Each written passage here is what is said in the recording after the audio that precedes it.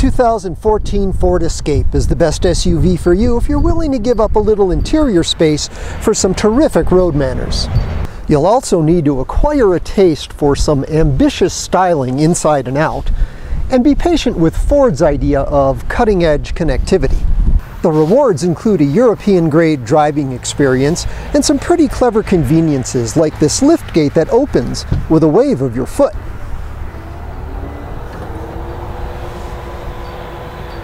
I'm Chuck Giametta. Join me for a car preview video review of the 2014 Ford Escape.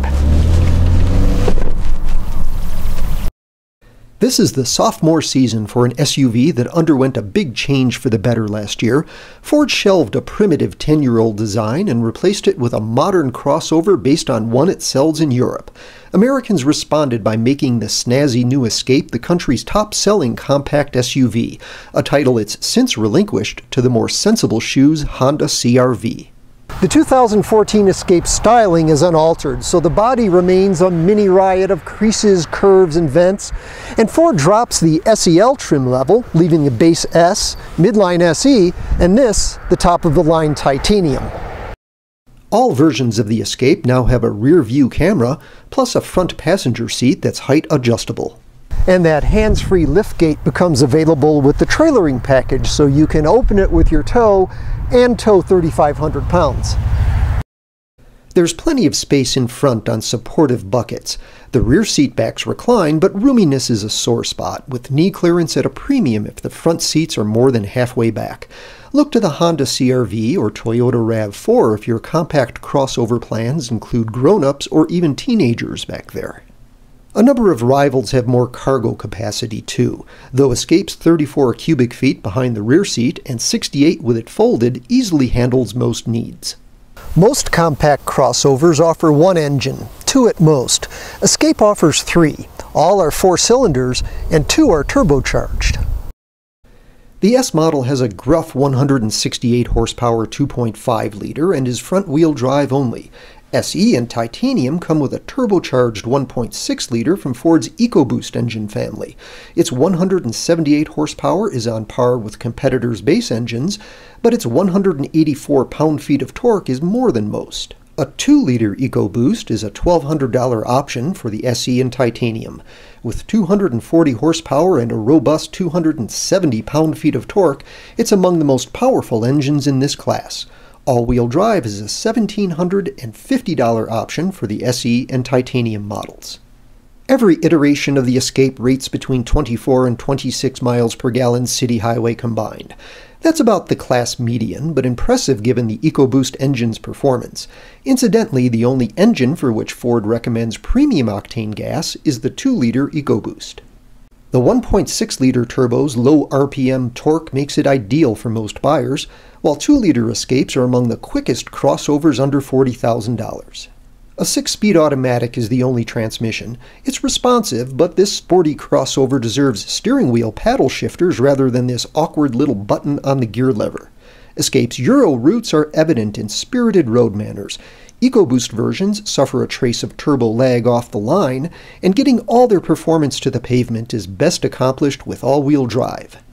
Ford's system is a good one. It analyzes road conditions and driver inputs, such as steering wheel angle, then adds or subtracts torque to help handling. Ride quality isn't great with the 18-inch wheels, standard on the Titanium and optional on the SE. It's harsh with the Titanium's optional 19s, and wind and road noise are not always well muffled. Just as the exterior styling seems a little forced, so can Escape's dashboard design. Still, most controls are where you expect them, and materials quality is at the top of the competitive set. And every Escape comes with a pretty effective version of Ford's basic sync system. It's got a 4.2-inch dashboard screen, another in the instrument cluster to display audio, phone, and trip data. Complications begin when you add My Ford Touch, which is standard on the Titanium and a $1,340 option on the SE model. Developed with Microsoft, the intent is to streamline control of climate and infotainment functions, as well as navigation, for which Ford charges an additional $750. Escape's My Ford Touch has an 8-inch display and responds to voice commands, touchscreen prompts, and these steering wheel buttons. but voice commands too often get lost in translation. The steering wheel buttons are cryptic, and using the touchscreen kind of defeats the purpose. Ford is working to simplify the system, even adding conventional buttons to some versions, but it remains frustrating enough to get some of the blame for Ford's recent drop in owner satisfaction ratings. One technology that works as advertised is Active Park Assist. Included in a $1,735 option exclusive to the Titanium model, it detects a suitable parallel parking space and automatically steers the Escape into it. You control only the gas and brake. A strange sensation, but actually pretty cool.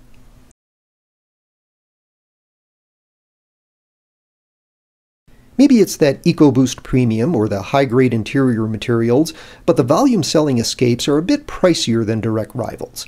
SEs account for 50% of sales and start just under $26,500. 40% of buyers go for the Titanium, which begins just under $30,000. Titaniums come with leather upholstery and are the only Escapes with a hands-free liftgate. Add all-wheel drive, the 2-liter Active Park Assist, and you're at $35,500. You can score a good mid-size crossover for that money. The better value is an all-wheel drive 1.6-liter SE for $28,200.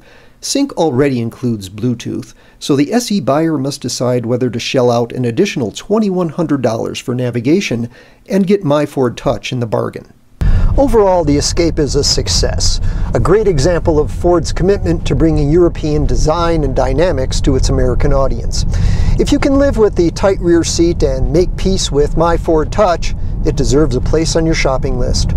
For more on cars, trucks, and SUVs, go to carpreview.com.